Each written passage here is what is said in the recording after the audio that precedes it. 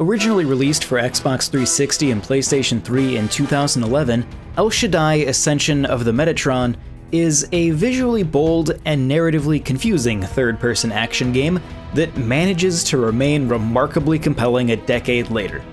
The game is very loosely based on the Book of Enoch, a non-canon book in both Jewish and Christian scripture. Like that book, it centers around a group of fallen angels called the Watchers. You play as Enoch, deployed to bring these fallen angels to justice, all while inexplicably adorned in what one can only assume are heaven's most holy pair of Levi's jeans. El Shaddai's gameplay is split between 3D and 2D segments. The 3D segments play out as straightforward hack-and-slash levels. You'll move through a generally linear environment with some light platforming challenges before being periodically stopped to fight off a few waves of enemies. Your moveset is fairly limited, but what makes combat more interesting is a focus on stealing weapons from enemies. Different weapons have different strengths and weaknesses. Being effective in combat will often require you to swap out weapons multiple times in a single encounter to deal with different types of enemies. It winds up being pretty fun, if admittedly kinda repetitive pretty quickly. 2D levels, on the other hand, tend to focus much more on platforming. Combat in these sections is limited to fending off very weak enemies that are more interested in hampering your platforming than actually killing you. I found these segments significantly less interesting than the 3D segments, and the platforming physics really just aren't strong enough to support these stages.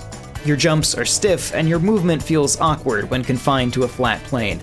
They reminded me a bit of the platforming-focused single-player stages in many of the Super Smash Bros. Games. Not unplayable by any means, but a very obvious weak point. Where El Shaddai stands out and goes from a passable action game to something much more impactful is in its art design.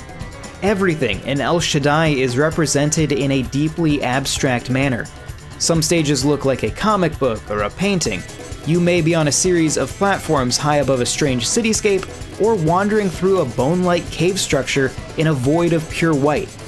What keeps you coming back to El Shaddai after each level isn't the scattered bits of story, the combat, or the platforming, it's the absolutely enthralling visual world.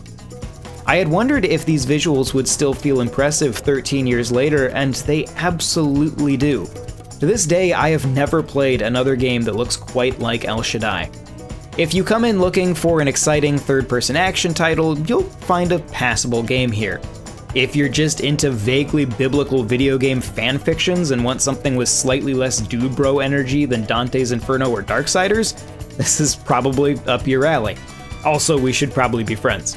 But if you just want a bizarre fever dream to show off the incredibly beautiful yet abstractly unsettling worlds that a video game can create, El Shaddai is absolutely going to be your game.